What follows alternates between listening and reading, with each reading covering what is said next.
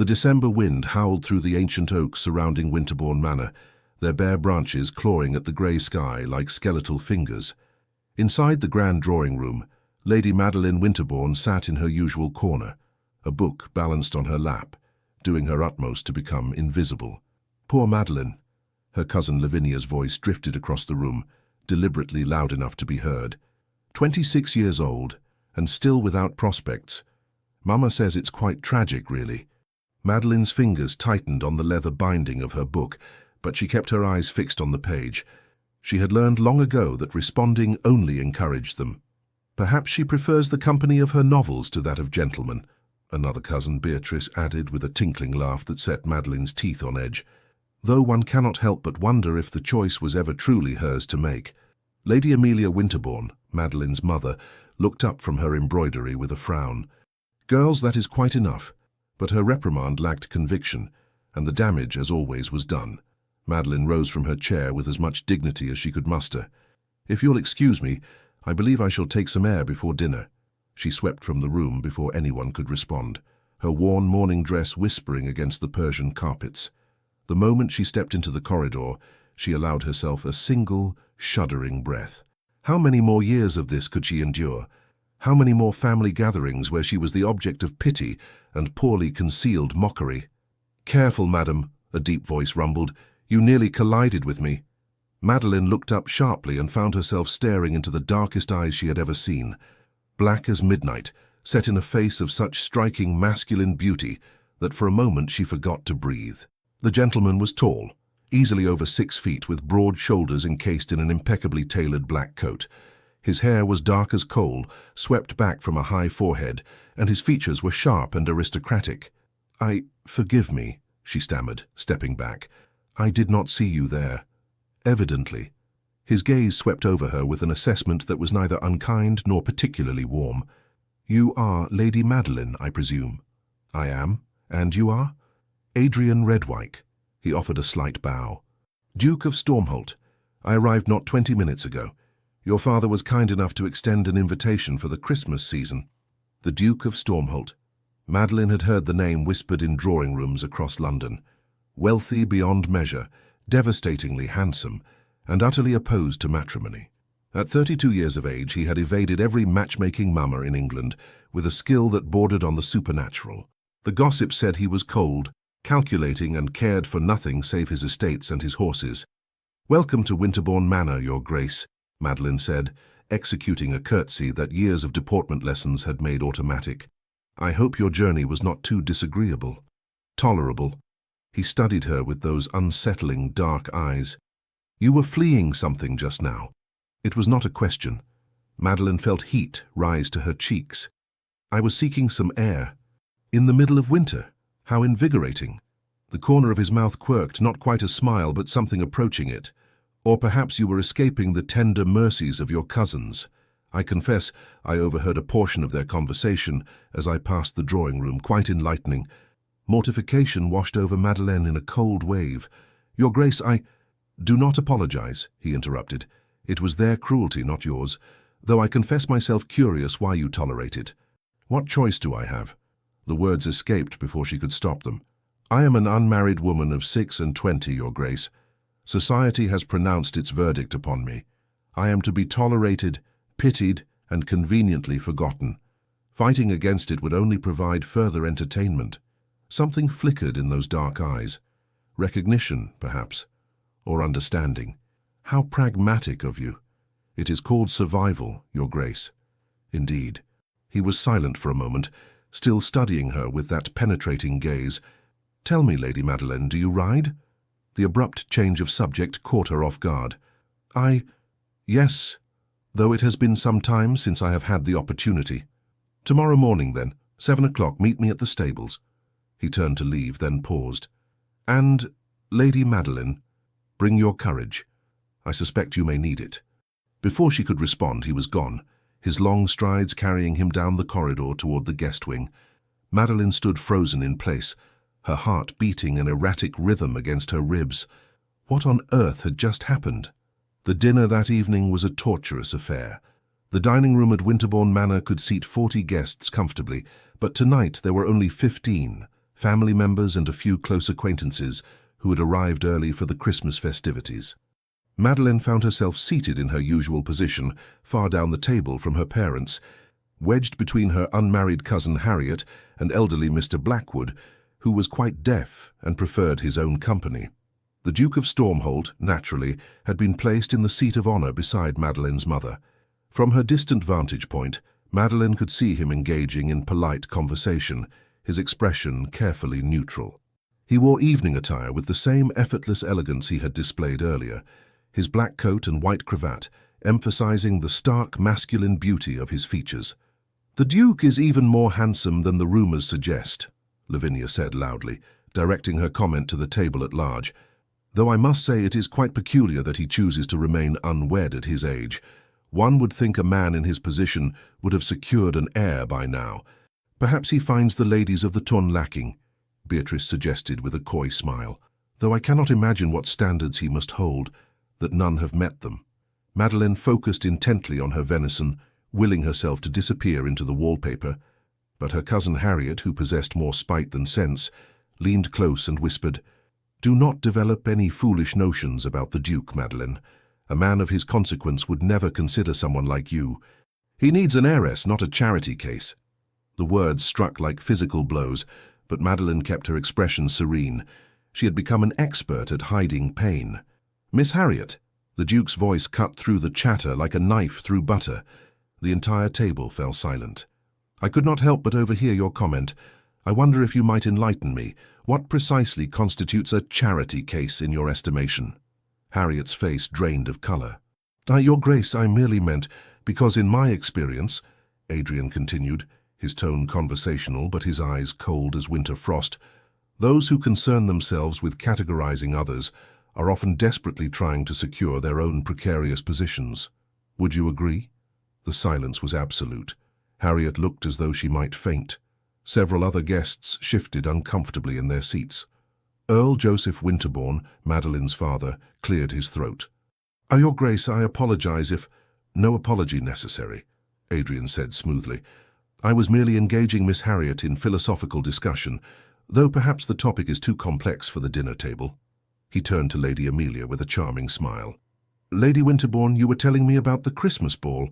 I understand it is quite the event." The conversation resumed, but Madeleine could feel eyes upon her, curious, speculative, confused. Why would a duke defend her? What interest could he possibly have in her affairs?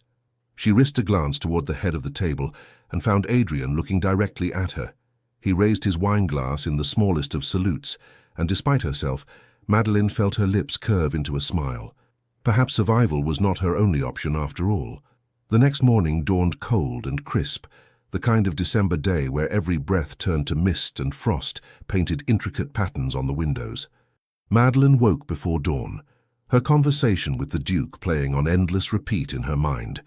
She should not go to the stables. It would only fuel gossip, invite speculation, and likely result in humiliation when he failed to appear. The entire encounter had probably been a momentary impulse on his part, forgotten as soon as he retired to his chambers. And yet, at 6:45, Madeleine found herself dressed in her riding habit, a dark green ensemble that was several years out of fashion, but still serviceable.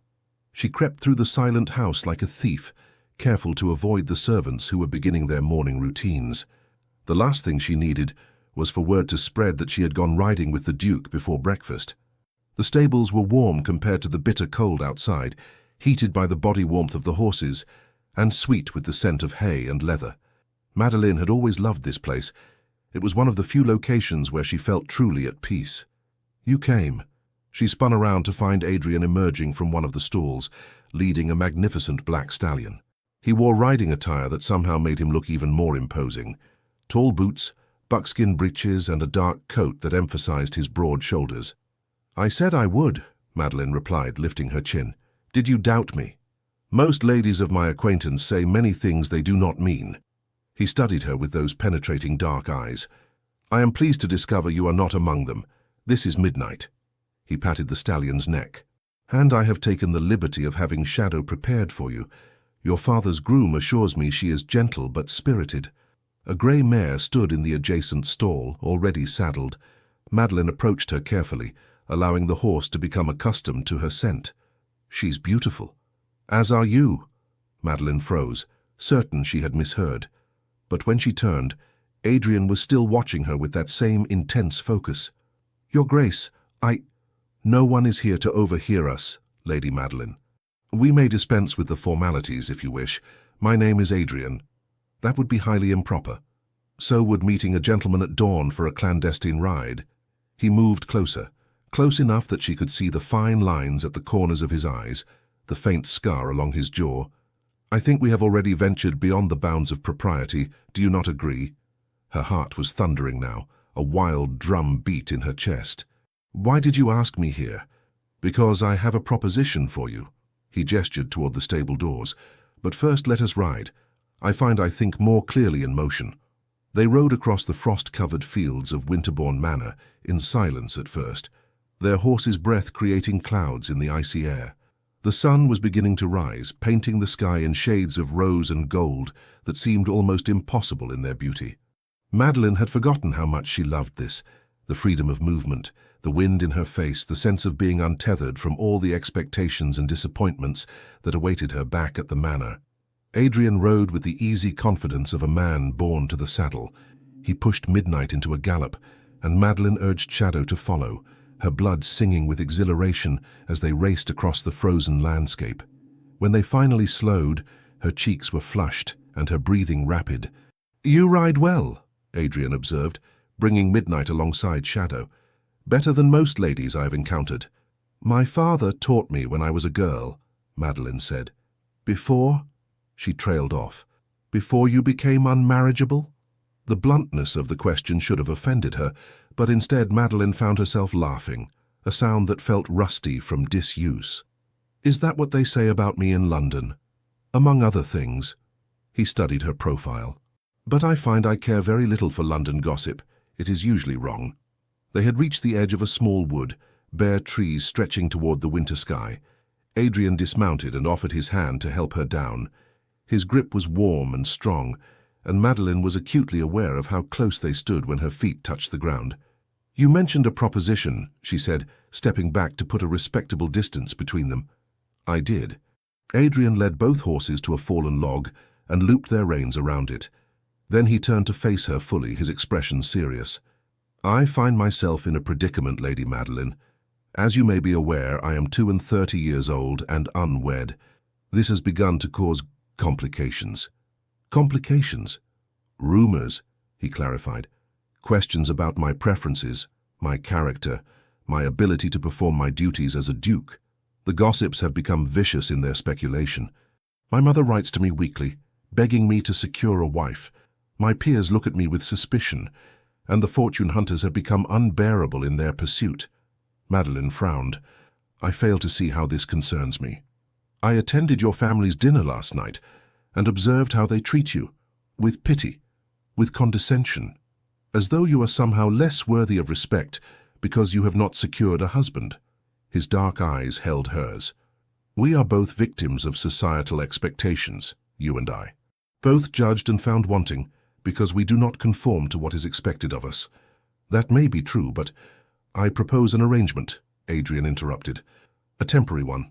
Your father mentioned that Winterbourne Manor will be hosting a grand Christmas ball in 2 weeks' time, apparently one of the social events of the season. Half of London society will be in attendance." Madeline's stomach tightened with dread. The Christmas ball was an annual torture, an evening where she stood against the wall while her cousins danced and flirted and secured admirers. "Yes, the ball. What of it?"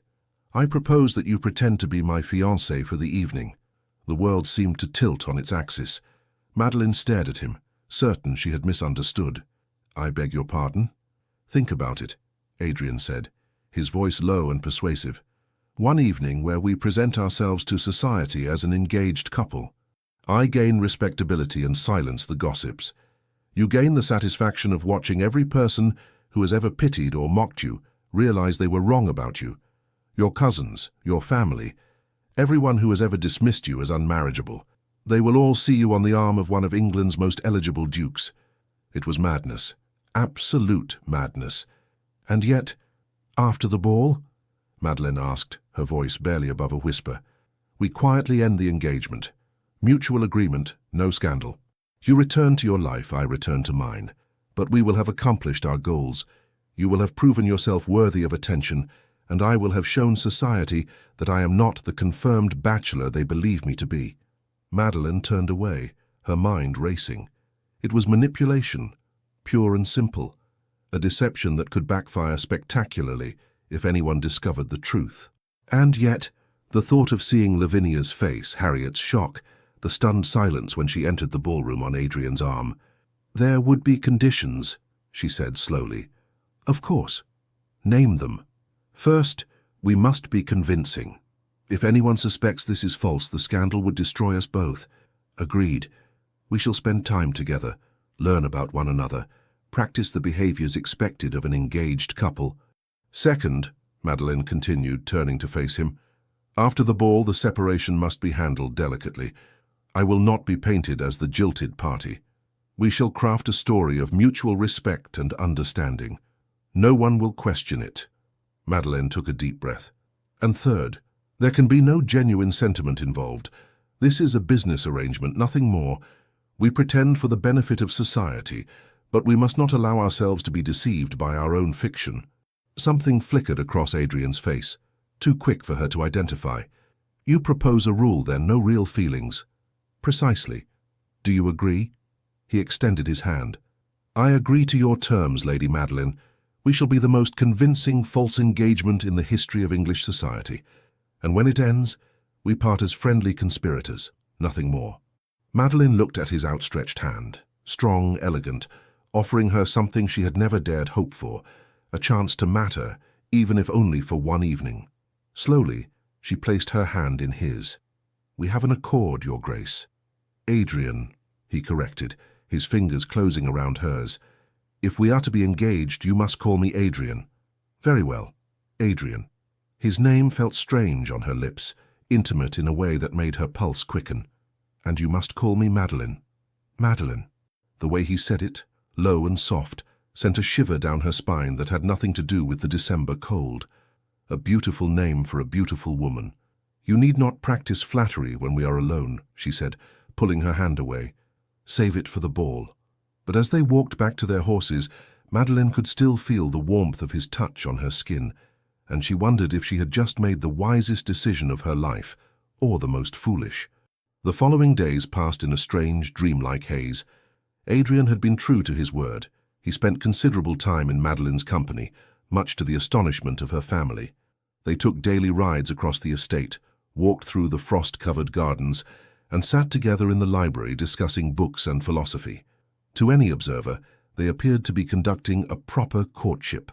"I confess I am utterly baffled," Lady Amelia said to her daughter one afternoon as they sat in the morning room.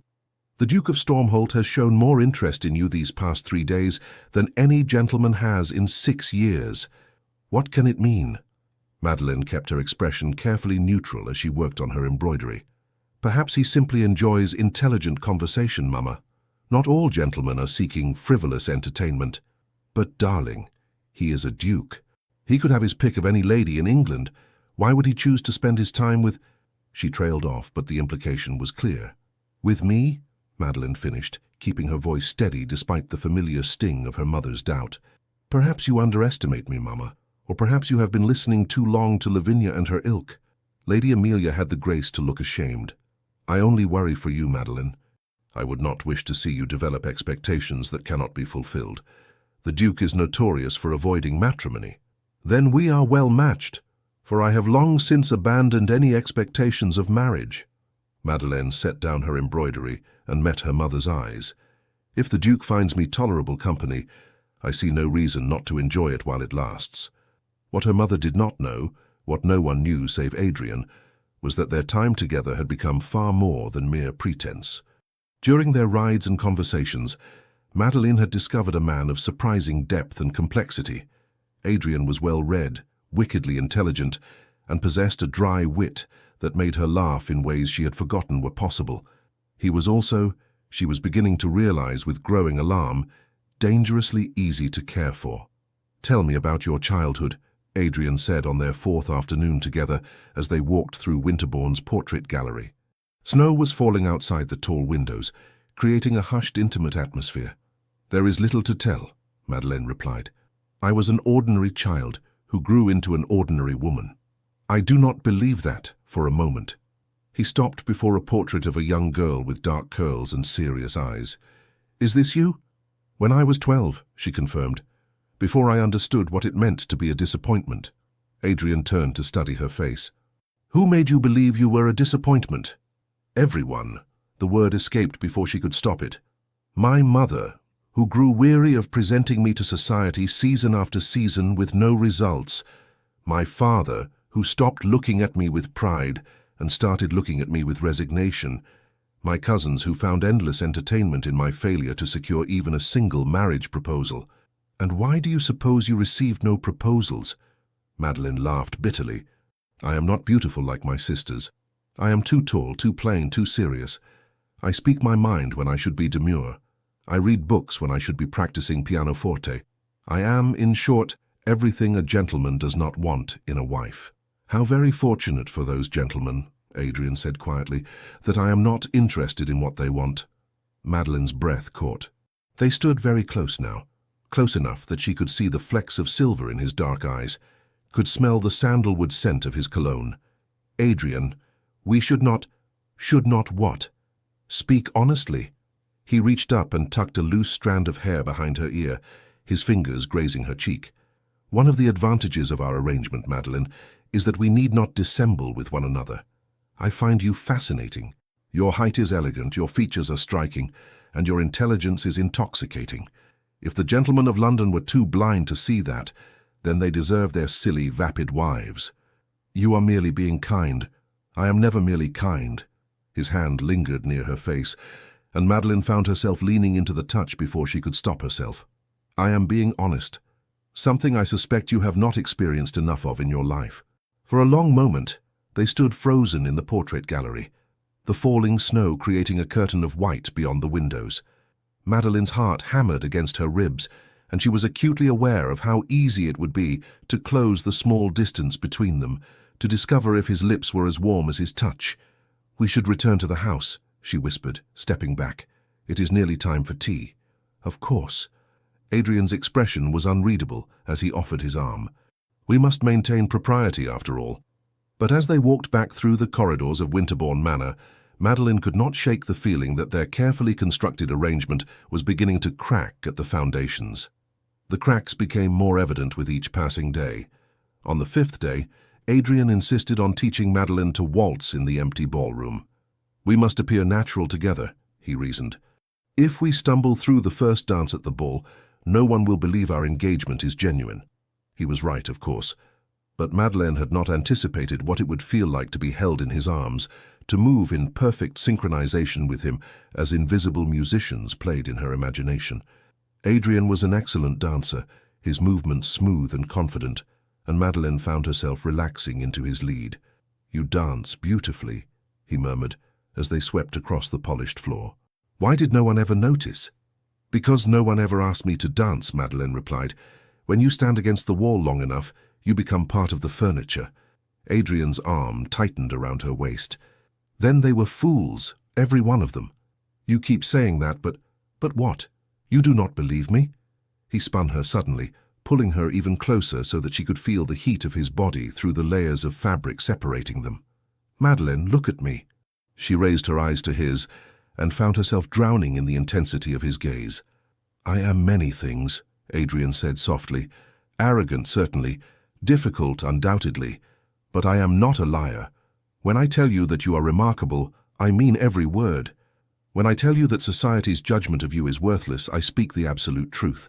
And when I tell you that any man would be fortunate to call you his wife, I am being more sincere than I have been about anything in my entire life."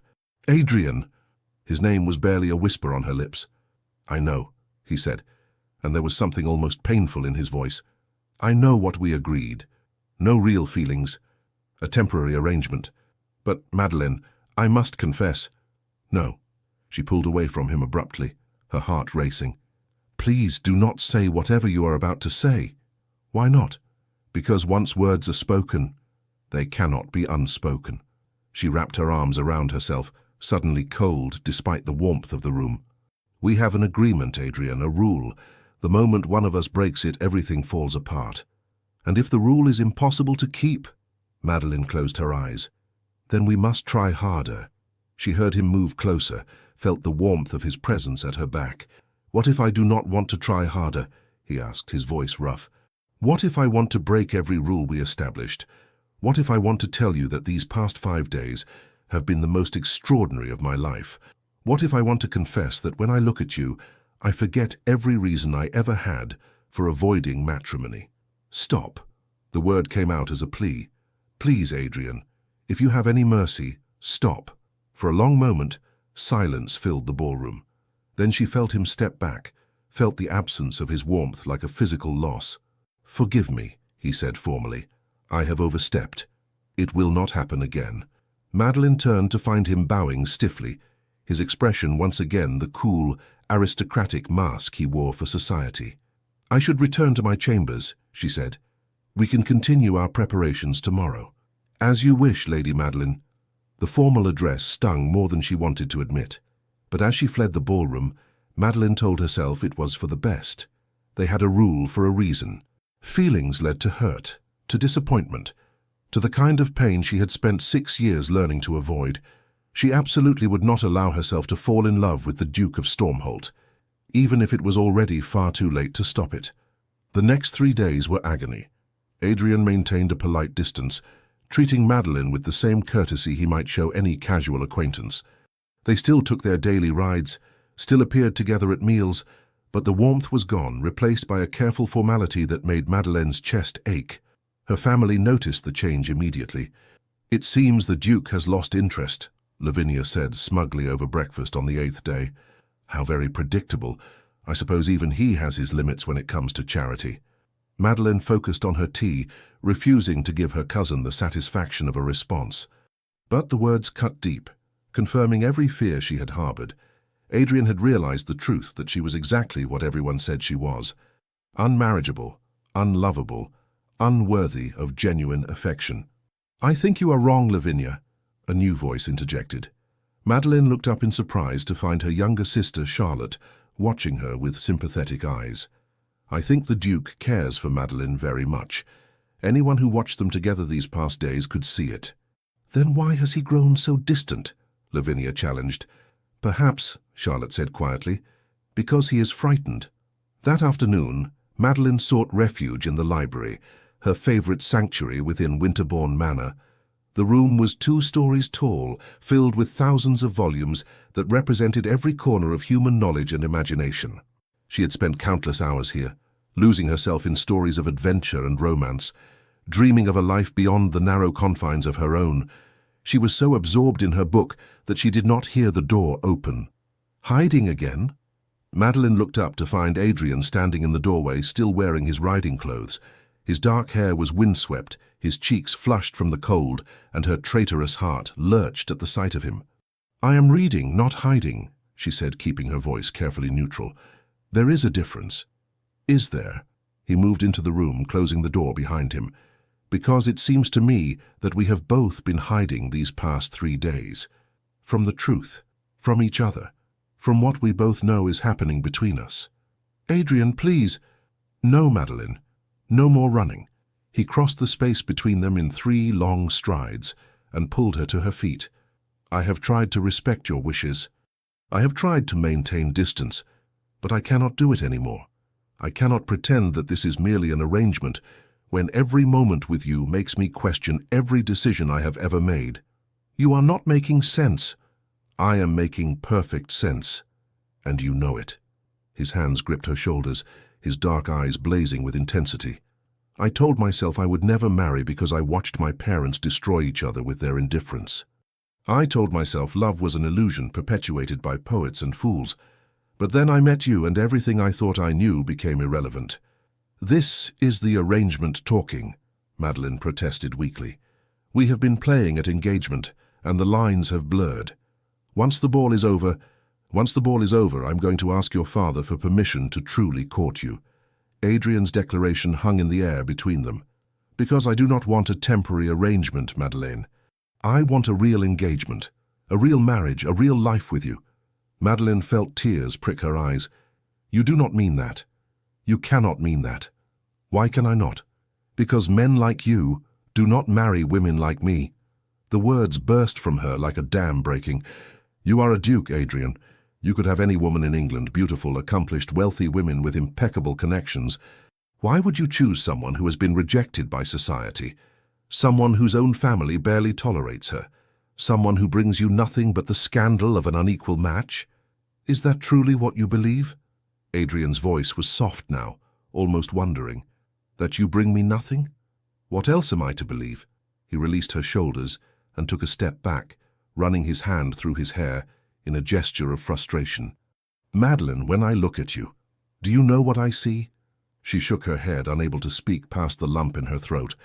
I see a woman who has endured years of cruelty with grace and dignity, a woman whose intelligence intimidates lesser minds, a woman who reads voraciously, thinks deeply, and speaks with an honesty that is rarer than diamonds in the circles I inhabit. He moved closer again, his voice dropping to an intimate murmur. I see a woman whose smile makes my heart beat faster, whose laughter is the most beautiful sound I have ever heard, whose courage in the face of rejection humbles me. Adrian, I see the woman I want to wake up beside every morning for the rest of my life, he finished. The woman I want to share my thoughts with, my fears with, my triumphs with. The woman I want to build a life with, away from the judgment of society, in a place where we can simply be ourselves. A tear slipped down Madeleine's cheek. I am frightened. So am I. He cupped her face in his hands, his thumbs gently wiping away her tears. I'm terrified, Madeleine, because this is real, and real things can hurt us. But I would rather face that fear with you than spend the rest of my life in the comfortable numbness I inhabited before we met. What if it does not work? What if it does, he countered. What if we are brave enough to reach for what we want instead of settling for what is expected? What if we build something extraordinary together? Madeleine stared up at him, her heart warring with her mind. Everything she had learned, everything she had experienced, told her this was impossible.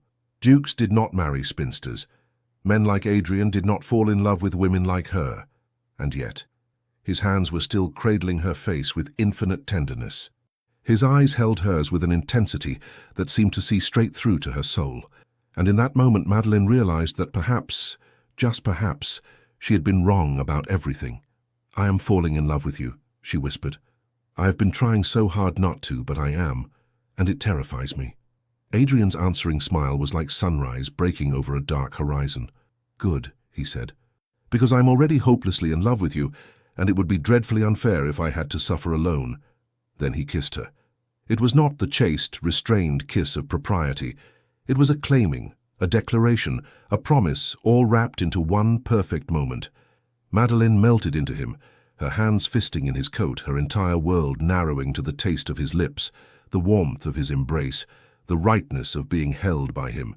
When they finally broke apart, both breathing hard, Adrian rested his forehead against hers. We are going to cause a scandal, he murmured. Undoubtedly, Madeleine agreed, unable to stop smiling. But I find I no longer care what society thinks. That is because you are finally free, my darling. He pressed another kiss to her forehead. Free to be yourself. Free to be loved as you deserve. Free to be mine. And you are mine, Madeleine said, the words feeling like a vow. No more running. No more hiding, no more pretending. No more pretending, Adrian agreed. But we still have a Christmas ball to attend, and I believe we owe your family quite the performance. Madeleine laughed, a sound of pure joy. I suppose we do. Though I confess after everything that has happened, I am no longer certain how to distinguish between performance and reality. Then we shall simply be ourselves, Adrian said, taking her hand and pressing a kiss to her palm. Two people who have been foolish enough to break their own rule and fall desperately in love. I suspect that will be shocking enough for everyone. As they stood together in the library, the winter afternoon fading into evening beyond the windows, Madeleine realized that her life had transformed completely in the space of 8 days. She had gone from resigned spinster to beloved fiancée, and not merely for show, but in truth. The Duke of Stormholt loved her, and against all odds, all expectations, all the cruelties society had inflicted upon her, Madeline Winterbourne had finally found exactly what she had been searching for in all those romantic novels: true love. The morning of the Christmas ball dawned clear and cold, the winter sun casting long shadows across the snow-covered grounds of Winterbourne Manor. The entire household was in organized chaos, servants rushing about with final preparations, guests arriving throughout the day, the ballroom being transformed into a glittering winter wonderland. Madeline stood at her bedroom window, watching carriages arrive one after another, disgorging London's elite in a steady stream. In a few hours, she would descend the grand staircase on Adrian's arm and face all the people who had dismissed and mocked her. But everything had changed. "Madeline!" Her sister Charlotte slipped into the room, her expression concerned. "You have been standing at that window for nearly an hour. Are you well?" "I am overwhelmed," Madeline admitted. "Everything is happening so quickly. Just 2 weeks ago, I was invisible. Now I am to be engaged to a duke." Charlotte moved to stand beside her. "Officially engaged?" Madeline turned to her sister in surprise. "You know, I suspected from the beginning that something was not quite what it appeared," Charlotte said gently. "The Duke looked at you with too much calculation at first, as though he were solving a problem rather than courting a lady. But then, over the past days, that changed. He looks at you now as though you are the sun and he a planet caught in your orbit." "He wants to make it real," Madeline confessed. "The engagement. He says he will speak to father after the ball tonight." "And what do you want?" It was such a simple question, and yet Madeline found herself struggling to answer. What did she want? For so many years, she had trained herself not to want anything, not to hope, not to dream. The habit of resignation was difficult to break. "I want to believe it is possible," she finally said. "I want to believe that someone like Adrian could genuinely love someone like me. But Charlotte, I am so frightened. What if this is all a beautiful dream that shatters the moment we face reality? What if his family objects?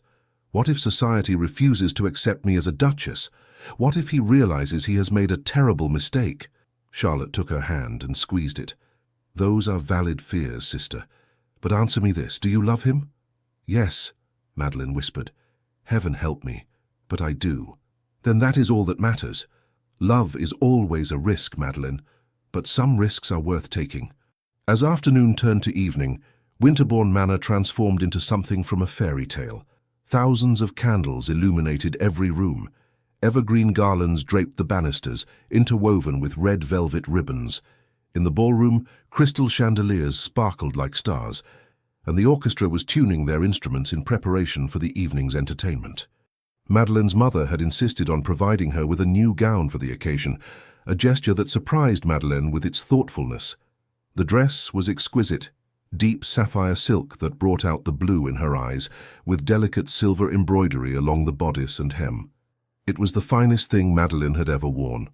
Her maid, Susan, arranged her dark hair in an elegant, upswept style, leaving a few curls to frame her face.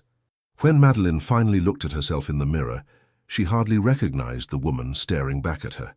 "You look like a princess, my lady," Susan said with genuine warmth. "The Duke will not be able to take his eyes off you." A knock at the door interrupted Madeline's examination of her reflection. Charlotte opened it to reveal Lady Amelia, dressed in her own finery for the evening. "Madeline, Her mother stopped, her eyes widening. "My darling girl, you look absolutely beautiful." It was perhaps the kindest thing her mother had said to her in years. Madeline felt her throat tighten with emotion. "Thank you, Mama." Lady Amelia crossed the room and took both of Madeline's hands in hers.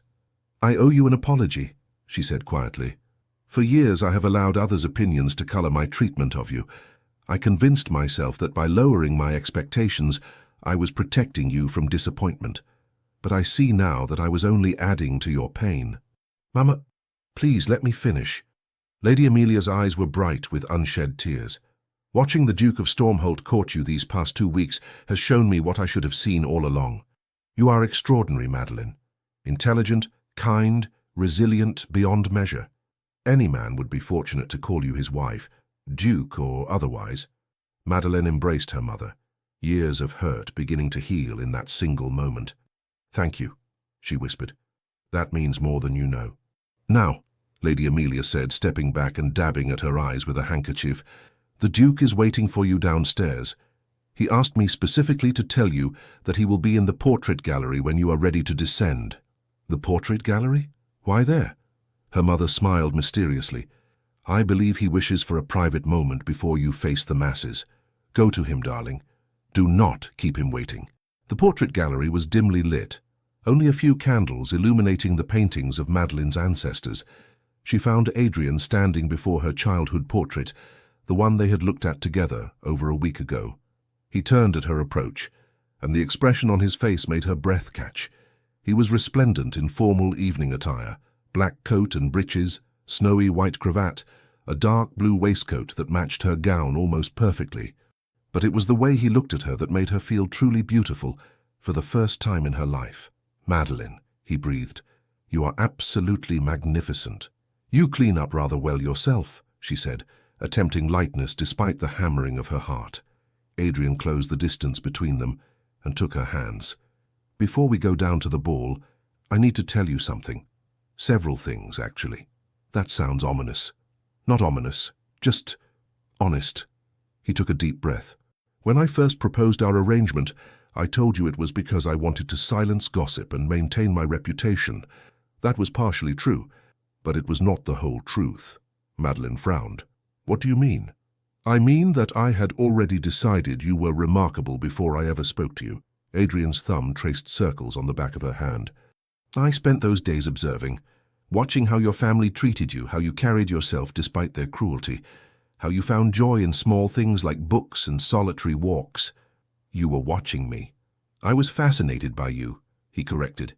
"Here was a woman who should have been broken by years of rejection, and yet you maintained your dignity, your intelligence, your essential goodness. When I overheard your cousins mocking you that day in the corridor, I knew I had to do something. The fake engagement was partially self-serving, yes, but it was also my way of giving you what you deserved, a chance to show society they were wrong about you." Madeline processed this revelation slowly. "So, even in the beginning, you cared?" "Even in the beginning I cared." Adrian smiled ruefully. "I was simply too much of a coward to admit it, even to myself. I told myself I was being pragmatic, logical. But the truth is I was already half in love with you before we ever made our agreement. I just did not recognize it until it was too late to stop it." "Adrian," Madeline touched his face gently. "You should have told me." "I know. But I was frightened you would refuse if you knew my true motivations. I was frightened that you would see through my carefully constructed logic to the desperate truth beneath, that I was a lonely man who had finally met someone who made him want to risk everything." "I would not have refused," Madeline said softly.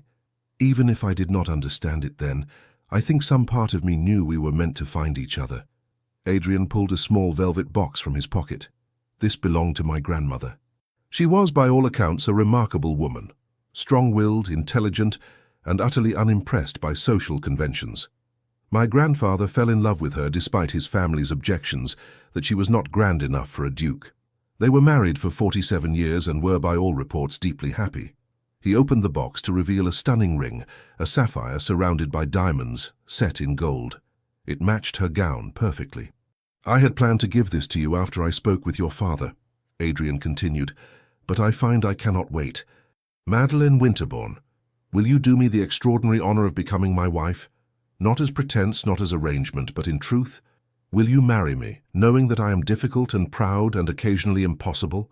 Will you take a chance on a man who was foolish enough to think he could pretend to love you when the reality was inevitable from the first moment?" Madeline felt tears streaming down her face. "Yes," she whispered. "Yes, Adrian.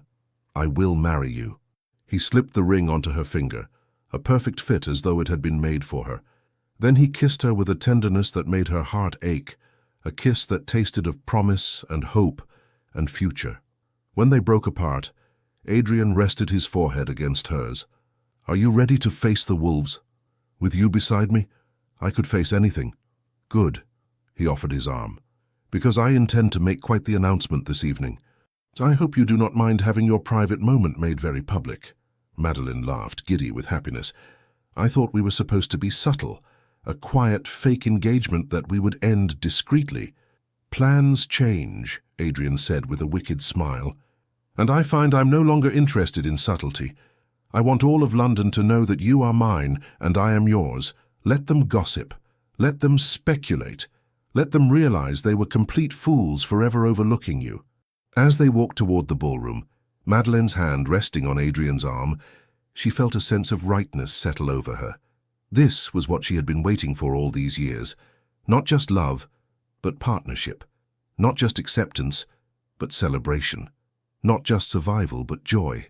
The Duke of Stormholt had asked her to pretend to be his fiancée at the Christmas ball, but there would be no pretending tonight. The ballroom was already crowded when they arrived at the top of the grand staircase. Madeleine could see hundreds of faces turned upward, could hear the sudden hush as they caught sight of her and Adrian together. "Ladies and gentlemen," the butler's voice rang out, "His Grace, the Duke of Stormholt, and Lady Madeleine Winterbourne." They descended the staircase together, Adrian's hand covering hers on his arm. Madeleine kept her chin high, her gaze steady, even as she felt hundreds of eyes boring into her. She could see Lavinia's shocked face, Harriet's dropped jaw, her cousin's expressions of complete disbelief. At the bottom of the stairs, Earl Joseph and Lady Amelia waited with proud smiles. But it was the crowd's reaction that struck Madeleine most forcefully. The whispered speculations, the envious glances, the sudden realization dawning on face after face that they had been wrong about her. Adrian led her to the center of the ballroom. The orchestra ceased their playing. The entire assembly fell silent, waiting. "Your Grace," Earl Joseph said formally, "we are honored by your presence at our Christmas celebration." "The honor is mine, my lord," Adrian replied, his voice carrying throughout the vast space. "Though I confess I have an ulterior motive for my attendance this evening." The crowd leaned forward collectively, hungry for gossip. Adrian turned to face Madeleine, taking both her hands in his. "2 weeks ago I arrived at Winterbourne Manor a convinced bachelor, certain that matrimony held nothing for me but obligation and tedium. But then I met your daughter, my lord, and every certainty I possessed crumbled to dust." Gasps rippled through the assembly. Madeleine's heart was thundering so loudly she was certain everyone could hear it. "Lady Madeleine Winterbourne is the most extraordinary woman I have ever encountered," Adrian continued, his dark eyes never leaving hers even as he addressed the room. "She is intelligent beyond measure, brave beyond comprehension, and kind beyond reason. She has endured years of society's judgment with grace I can only aspire to, and somehow, miraculously, she has agreed to become my wife." The ballroom erupted in shocked murmurs. Madeleine saw her mother press a handkerchief to her eyes, saw her father beam with pride, saw her cousin's expressions transform from shock to something that might have been grudging respect. "Lord Winterbourne," Adrian said formally, "I have not yet had the opportunity to formally request your permission for your daughter's hand. I remedy that oversight now before all of London society. May I have the honor of marrying Lady Madeleine?" Earl Joseph stepped forward, his voice thick with emotion. "Your Grace, you have my blessing and my gratitude. I can think of no man more worthy of my daughter." The ballroom exploded in applause. Adrian raised Madeleine's hand to his lips, the sapphire ring catching the candlelight and sending sparkles of blue fire dancing across the walls. "Dance with me," he murmured, loud enough for only her to hear. "Let us show them exactly how real this is." The orchestra began playing a waltz, the same waltz they had practiced in the empty ballroom days earlier. But this time there was no hesitation, no careful distance, no pretense of formality. Adrian pulled Madeleine into his arms and swept her across the floor with a possessiveness that left no doubt about his feelings. "They are all staring," Madeleine whispered. "Let them stare." Adrian spun her, bringing her even closer. "Let them see what true love looks like. Let them understand what fools they were to ever dismiss you." As they danced, other couples gradually joined them on the floor, but Madeleine was only aware of Adrian, his strong arms holding her, his dark eyes gazing into hers, his love wrapping around her like the warmest cloak. "I love you," she said, not caring who might overhear. "And I love you," Adrian replied. "Today, tomorrow, and for all the days to come, you are mine, Madeleine Winterbourne. And I am irrevocably yours." The waltz ended, and the ballroom erupted in applause once more. But before they could leave the floor, a voice rang out, "Your Grace, Lady Madeleine!" They turned to find Lavinia pushing through the crowd, her face flushed. For a terrible moment, Madeleine braced herself for cruelty, for some cutting remark designed to ruin this perfect moment. But instead, Lavinia curtsied deeply. I wish to apologize," she said, her voice carrying in the sudden silence. "For years I have treated you abominably, Madeleine. I was cruel when I should have been kind, mocking when I should have been supportive. I allowed jealousy to poison my better nature." She raised her eyes, and Madeleine saw genuine remorse there. "You deserved better from me, from all of us. I hope you can forgive me." Madeleine stared at her cousin in astonishment. Around the ballroom, other family members were nodding, shamefaced. Harriet stepped forward next. "Lavinia speaks for all of us," Harriet said quietly. "We were wrong, Madeleine, terribly, unforgivably wrong. You were never the problem. We were." Adrian's hand tightened on Madeleine's waist, offering silent support. Madeleine took a deep breath, considering her response. She could be cruel now, could return every slight with cutting words of her own. They would deserve it. But as she looked around the ballroom, at her mother's proud face, her father's beaming smile, Charlotte's joyful tears, and Adrian's steady, loving presence at her side, Madeleine realized she had no room left in her heart for bitterness. "I forgive you," she said simply. "All of you. We cannot change the past, but perhaps we can build a better future." Lavinia's eyes filled with tears. "Thank you," she whispered. "You are far more gracious than I deserve." As her cousins melted back into the crowd, Adrian leaned close to Madeleine's ear. "You are remarkable," he murmured. "Have I mentioned that recently?" "Once or twice," Madeleine replied, smiling. "But I do not mind hearing it again." The remainder of the evening passed in a blur of well-wishes and congratulations. Madeleine danced with her father, with Adrian's friends who had arrived for the ball, with gentlemen who had never before acknowledged her existence. She was embraced by matrons who had previously snubbed her, complimented by ladies who had once mocked her behind their fans. It was everything she had dreamed of and nothing like what she had expected, because the validation, the acceptance, the sudden respect, none of it mattered as much as the simple truth that Adrian loved her. As midnight approached, Adrian stole her away from the ballroom, leading her through the corridors to a small balcony that overlooked the snow-covered gardens. "I needed a moment alone with you," he explained, pulling her into his arms. "Away from the crowds, the gossip, the expectations. Just us." Madeleine wrapped her arms around his waist and rested her head against his chest, listening to the steady beat of his heart. "This is real," she said wonderingly. "Everything that has happened, it is all real." "It is real," Adrian confirmed, pressing a kiss to the top of her head. "You are mine, I am yours, and we are about to embark on the greatest adventure of our lives." "Marriage to you will certainly be an adventure," Madeleine teased. "You are the most stubborn, arrogant man I have ever met.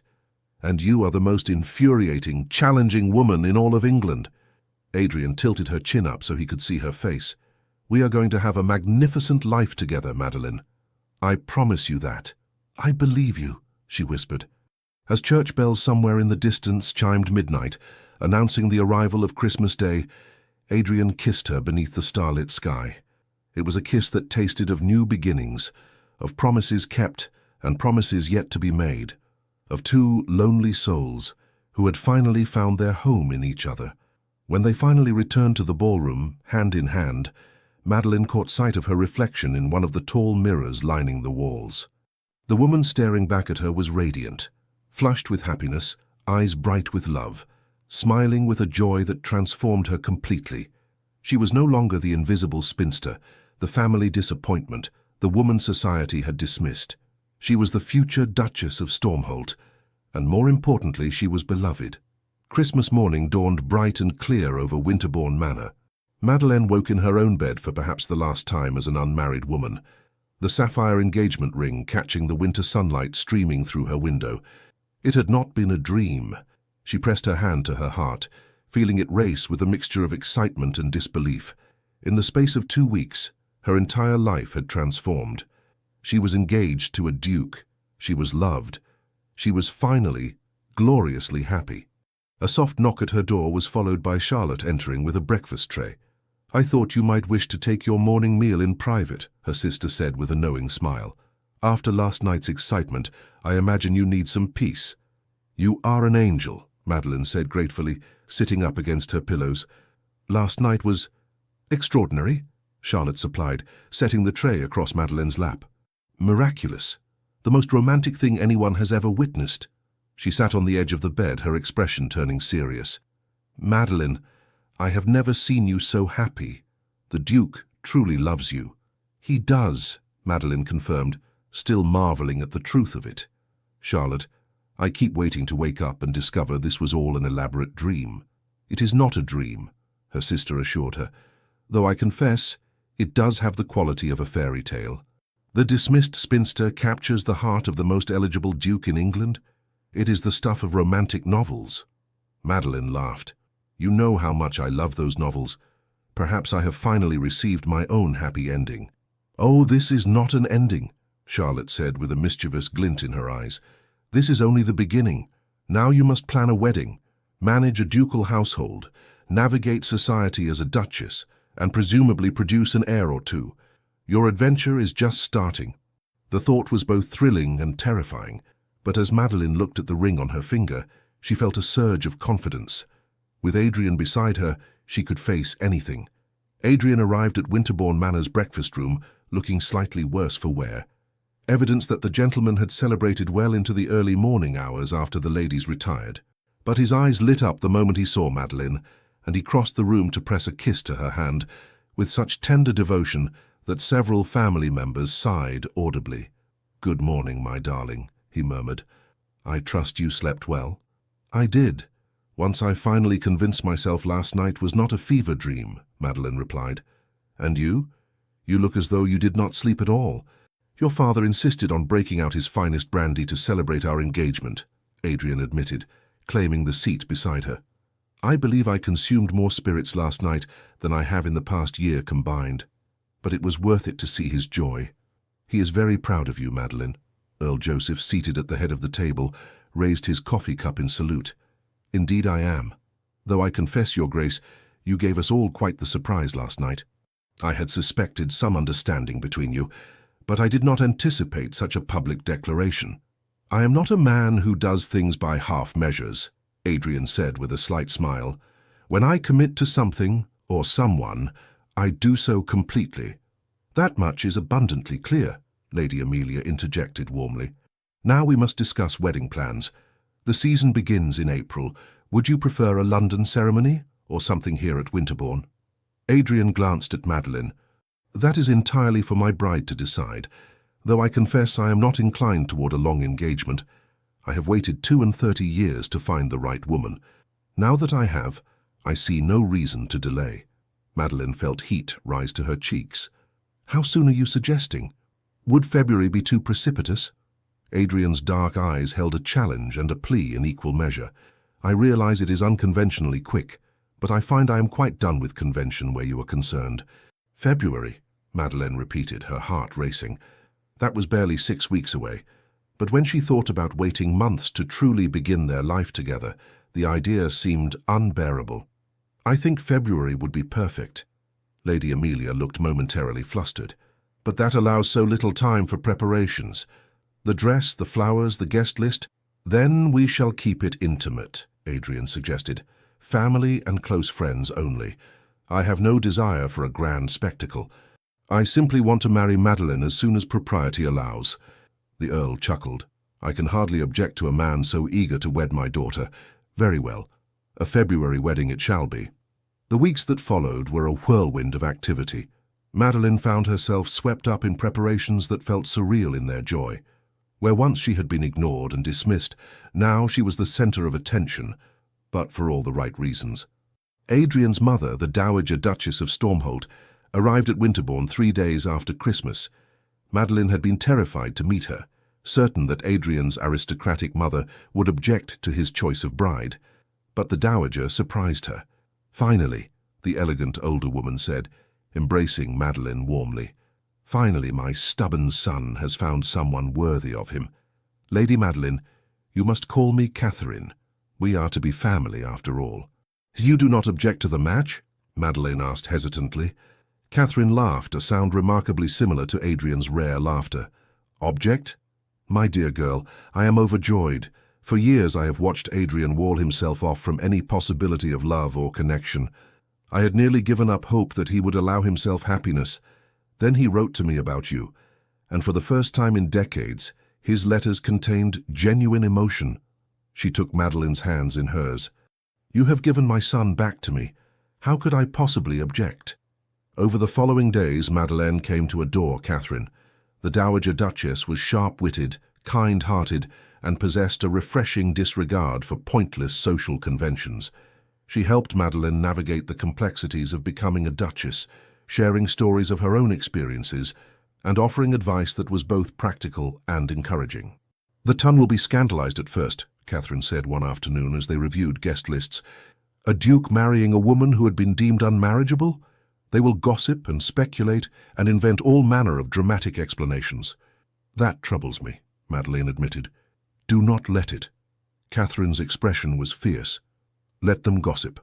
Within a year, they will have moved on to some other scandal. But you and Adrian will still be happy, still be in love, and still be building a life together. That is all that truly matters. Adrian had returned to his estate, Stormholt Castle, to attend to business matters, but he wrote to Madeleine daily. His letters were treasures that she read and reread until she had them memorized. My darling Madeleine, I have been away from you for 3 days, and already I feel the absence like a physical ache. How did I survive 32 years without knowing you? How did I tolerate the emptiness of my life before you illuminated it? Stormholt Castle awaits its new mistress with anticipation equal to my own. I have instructed the staff to prepare the Duchess's chambers according to your preferences. My mother assures me you favor blue, so I have had the rooms redecorated in shades of sapphire and silver. I hope this pleases you. I count the days until we are wed. Until then, know that you occupy my every thought and have completely captured my heart. Yours eternally. Adrian. Madeleine pressed the letter to her chest, smiling foolishly. She wrote back immediately, filling pages with her own declarations of love and descriptions of the wedding preparations. It felt extraordinary to have someone who wanted to know every detail of her day, who cared about her thoughts and feelings, who loved her exactly as she was. The wedding took place on a crisp February morning at the chapel on the Winterbourne estate. Despite their intentions to keep the ceremony small, over 100 guests attended, family, friends, and members of society who were desperate to witness the unlikely union of the Duke of Stormholt and Lady Madeleine Winterbourne. Madeleine's wedding gown was a confection of ivory silk and Bruges lace, with a train that required 2 attendants to manage. Charlotte and several cousins served as her bridesmaids, all of them dabbing at their eyes as they helped her prepare. You look like a princess, Charlotte whispered, as she adjusted Madeleine's veil. A radiant, beautiful princess who is about to marry her prince. Technically, I'm about to marry a duke, Madeleine corrected with a nervous laugh. Which is rather better than a prince, if you ask me. Her father arrived to escort her to the chapel, and she saw tears in his eyes as he looked at her. My darling girl, he said hoarsely, I am so very proud of you, and so very sorry for all the years I allowed you to believe you were anything less than extraordinary. Papa, no, let me say this. He took her hands carefully, mindful of her gloves. I failed you, Madeleine. I allowed society's cruel judgments to influence how I saw you, how I treated you.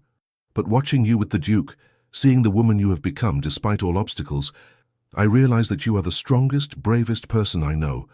Adrian is a fortunate man.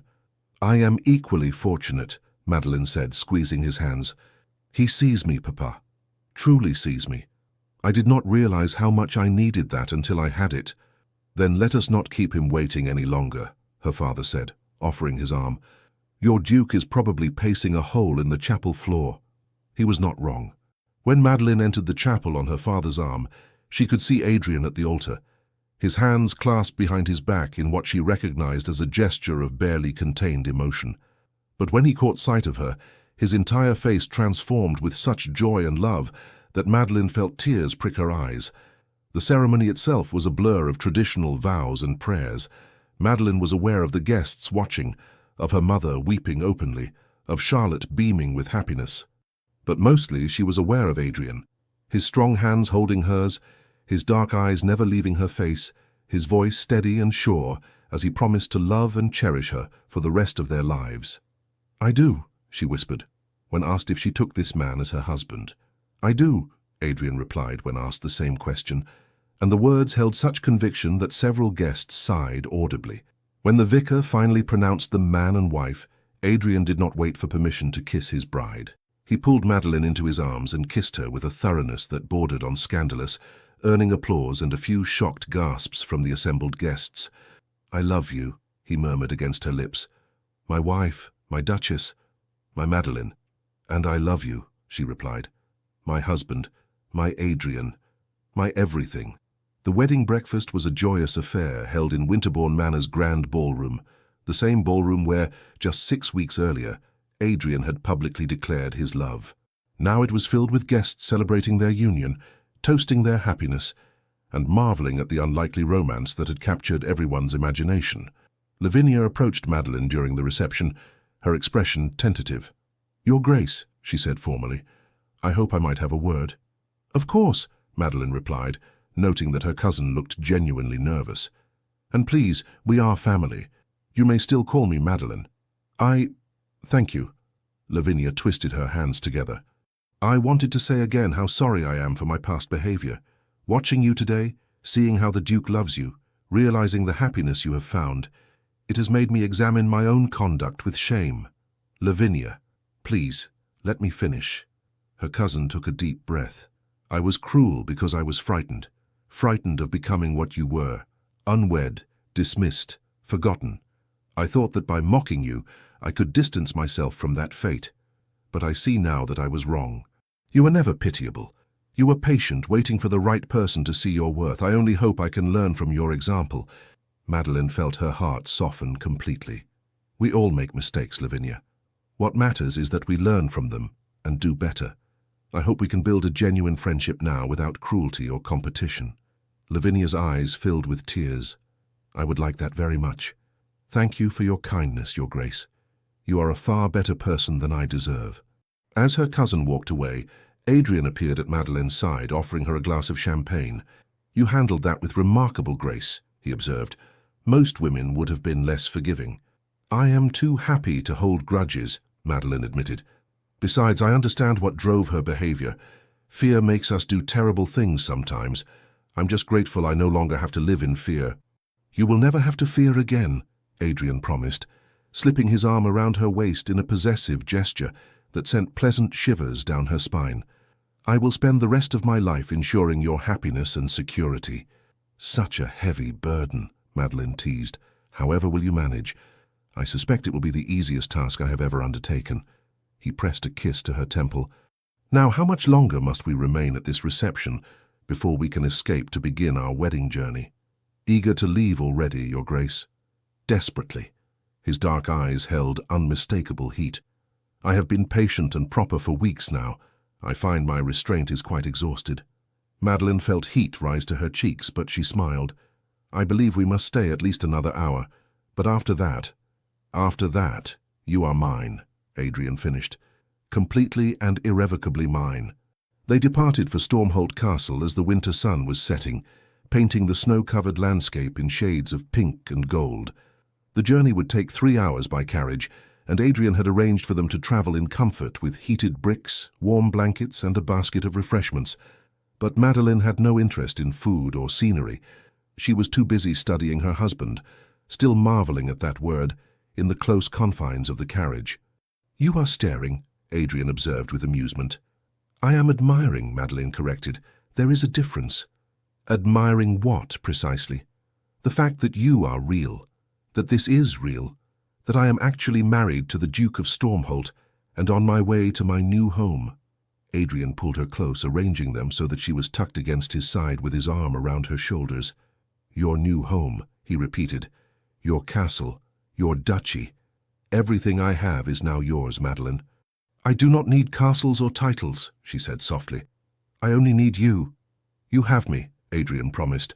"For today and for all our tomorrows, I am yours in every way that matters." They rode in comfortable silence for a while, watching the winter landscape pass beyond the windows. Then Adrian spoke again, his voice thoughtful. "Do you remember our first conversation, when you said survival was all you could hope for?" "I remember." "You will never merely survive again," he said fiercely. "From this day forward you will flourish. You will be loved, cherished, respected. You will have everything you were denied for so long. I swear this to you." Madeleine turned in his arms to face him fully. "Adrian, you have already given me everything. You saw me when I was invisible. You valued me when others dismissed me. You loved me when I had given up hope of being loved. Everything else is simply wonderful addition." "I intend to spend our entire marriage adding wonderful things to your life," Adrian replied, starting immediately. He kissed her then, deep and passionate, a claiming kiss that left no doubt about his intentions for their wedding night. When they finally broke apart, both breathing heavily, Madeleine rested her forehead against his. "2 more hours until we reach Stormholt," she whispered. "2 hours too long," Adrian replied. But they passed the time in pleasant conversation, discussing their plans for the future. Adrian wanted to show her every corner of his estate, introduce her to his tenants, teach her about the management of his properties. Madeleine wanted to establish charitable works in the surrounding villages, create a proper library at Stormholt, and perhaps, eventually, fill the castle's nursery with children. "How many children do you envision?" Adrian asked with interest. "I have not given it extensive thought," Madeleine admitted, "but I think perhaps 3 or 4. Enough that they will not be lonely, but not so many that we cannot give each one proper attention and love." 3 or 4 sounds perfect, Adrian agreed, though I confess I am more interested in the process of creating those children than the actual number we settle upon. "Adrian," Madeleine swatted his arm, laughing, "that is hardly proper conversation. I am conversing with my wife in the privacy of our carriage," he pointed out. "I believe I am allowed some impropriety." When they finally arrived at Stormholt Castle, Madeleine was struck by its imposing beauty. The castle was centuries old, all grey stone and soaring towers, with lights glowing warmly in the windows. The staff had assembled to greet their new duchess, and Adrian led her through formal introductions with patient courtesy. Mrs. Hensworth, the housekeeper, was a formidable woman in her 60s who nevertheless smiled warmly at Madeleine. "Your Grace, we are delighted to welcome you to Stormholt. His Grace has spoken of little else but your arrival these past weeks." "Thank you, Mrs. Hensworth," Madeleine replied. "I am eager to learn about the household and make myself useful." "Useful?" Adrian interjected. "Darling, you are the Duchess. You need not make yourself useful. You need only make yourself happy." "I shall be happy making myself useful," Madeleine said firmly. "I am not accustomed to idleness, Adrian. I will need occupation beyond simply existing as your Duchess." Pride shone in Adrian's eyes. "Then we shall find you all the occupation you desire. But first," he turned to the assembled staff, "that will be all for this evening. The Duchess and I wish to be alone." If the staff found this unusual, they gave no sign. They simply bowed and curtsied before dispersing to their quarters, leaving Adrian and Madeleine standing alone in the grand entrance hall. "Alone at last," Adrian murmured, pulling Madeleine into his arms. "Do you know how long I have been waiting for this moment?" "As long as I have, I imagine," Madeleine replied, her heart racing as he began trailing kisses down her neck. "Let me show you our chambers," he suggested, his voice rough with desire. "I believe you will find them quite comfortable." He swept her up into his arms, making her gasp and laugh. "Adrian, you do not need to carry me." "Oh, but I do," he insisted, already carrying her toward the grand staircase. "It is tradition for a groom to carry his bride over the threshold, and I find I am quite devoted to tradition, when it suits me." The Duchess's chambers were magnificent, all done in the shades of blue and silver Adrian had mentioned in his letter, with a massive 4-poster bed draped in silk.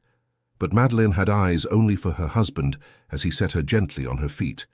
"I love you," she said simply, "more than I have words to express." "Then perhaps words are unnecessary," Adrian replied, beginning to remove the pins from her hair. "Let me show you instead how much I love you, how much I have been longing for this moment, how completely you own my heart."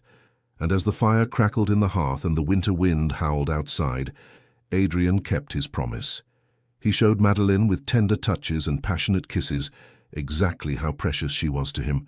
He worshipped her with his hands and his mouth and his body, demonstrating with every caress that she was cherished beyond measure. Later, as they lay tangled together in the silk sheets, Madeleine traced idle patterns on Adrian's chest. "I have something to confess," she said softly. "Oh?" Have you been harboring secrets from your husband already? Adrian's tone was teasing. Do you remember our rule? The one we established when this all began? No real feelings, only pretense. I remember. I broke that rule the very first day, Madeline admitted.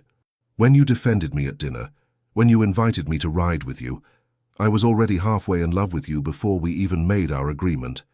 I just did not want to admit it to myself. Adrian turned to face her fully, his expression tender. Then we are equally guilty, my darling, because I broke that rule before I even proposed it. I was falling in love with you while I was still trying to convince myself this was merely a practical arrangement. We are both terrible liars, it seems. The worst, Adrian agreed. Thank heavens for that. They fell asleep in each other's arms, two souls who had found their perfect match against all odds and expectations. A few years later, the gardens at Stormholt Castle were in full bloom, roses and honeysuckle perfuming the warm June air. Madeline sat on a blanket spread beneath an ancient oak tree, watching her husband chase their 2-year-old son, Thomas, across the grass. I am going to catch you, Adrian declared in exaggerated menace. The Duke of Stormholt always catches his prey. Thomas shrieked with laughter, his dark curls bouncing as he ran on chubby toddler legs. He looked remarkably like his father, the same dark eyes, the same aristocratic features, though his temperament was decidedly more sunny. Mama! Thomas cried, throwing himself into Madeline's arms. Save me. I shall protect you from your fierce papa, Madeline promised, holding her giggling son close, though I fear he is quite determined. Adrian collapsed onto the blanket beside them, pulling both Madeline and Thomas into his embrace. Defeated by a woman and a small child, my reputation is quite ruined. Your reputation as a devoted husband and father is quite secure, Madeline corrected, pressing a kiss to his cheek, which is far more important. Life at Stormholt had exceeded even Madeline's most optimistic dreams. She had established 3 schools for the children of Adrian's tenants, organized charitable works throughout the duchy, and created one of the finest libraries in all of England. She and Adrian had traveled to Italy and France, had hosted house parties and intimate gatherings, had built a life filled with love and laughter and purpose. And through it all, Adrian had been her constant companion, her greatest supporter, her truest friend. He loved her with an intensity that never dimmed, cherished her with a devotion that never wavered, and reminded her daily that she was precious beyond measure.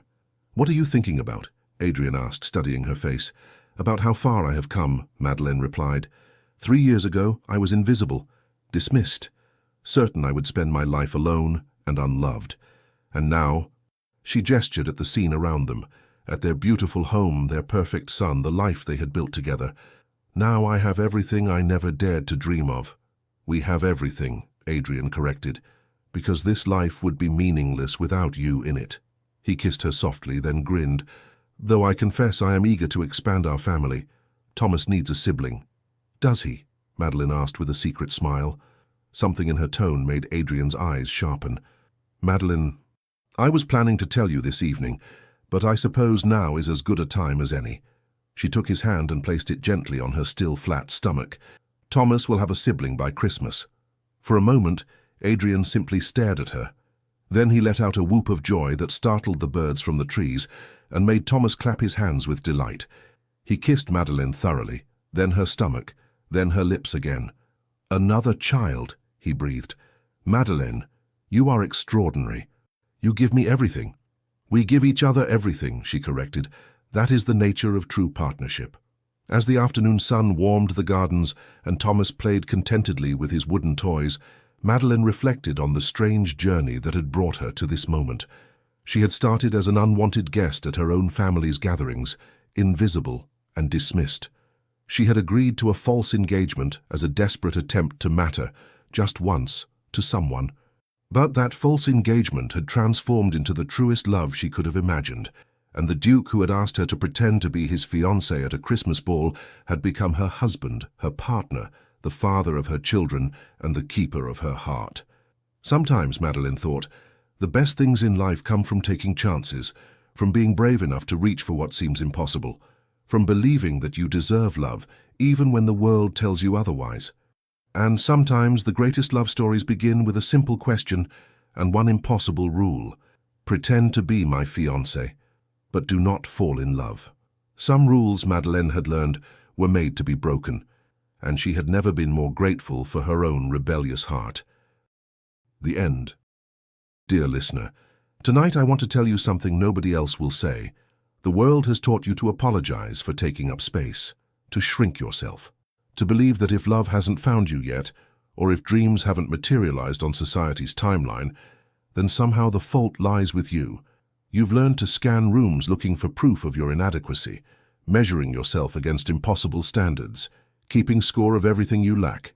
But here's what Madeleine discovered, and what I hope settles into your bones tonight like warm honey. The people who dismissed you were never your mirror. They were simply showing you their own limitations. Think about that.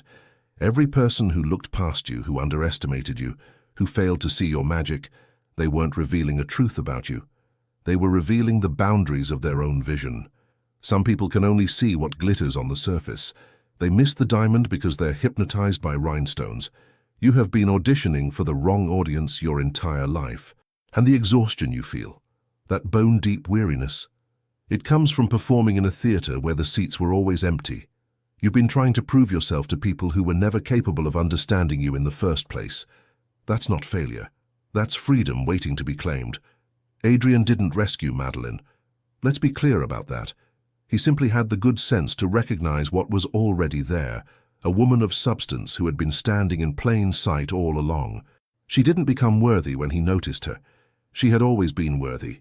He just had better eyes than the others. Here's the truth they don't tell you in fairy tales. Sometimes the most radical act of courage isn't slaying dragons or climbing towers. It's sitting quietly with yourself and saying, I see you, I value you, and I'm not abandoning you anymore. It's learning to be the Adrien to your own Madeleine, the one who finally looks at you with clear eyes and says, how did everyone else miss this? Tonight, as you drift toward sleep, I want you to imagine something. Imagine all the judgments, all the rejections, all the cruel words and dismissive glances. Imagine them as stones you've been carrying in a heavy sack on your back. One by one, you're setting them down, not because you've earned the right to release them, but because they were never yours to carry in the first place. Sleep now with the fierce certainty that you matter, not because of what you might become, but because of what you already are. Rest in the knowledge that your story is far stranger and more beautiful than anything you could have planned. Trust that the universe has better timing than you do, and a much more interesting plot in mind. Tomorrow will come with its own small mercies. For now, let yourself be held by the darkness, protected by the night, cradled by the simple truth that you are here. You survived, and that alone makes you extraordinary. May peace find you in the quiet hours. May rest restore what the world has depleted. May you wake knowing what Madeleine learned. The right eyes will always find you, and until they do, your own eyes are enough. With profound gratitude for your presence in this world, and for listening to this story that we hope reminded you of your own strength. The Legends of the Fall Team. Thank you for staying with us until the very end of this unforgettable love story. If this story touched your heart, we warmly invite you to subscribe, like, comment, and share. Your support truly helps us keep telling stories full of love, redemption, and beautiful twists of fate.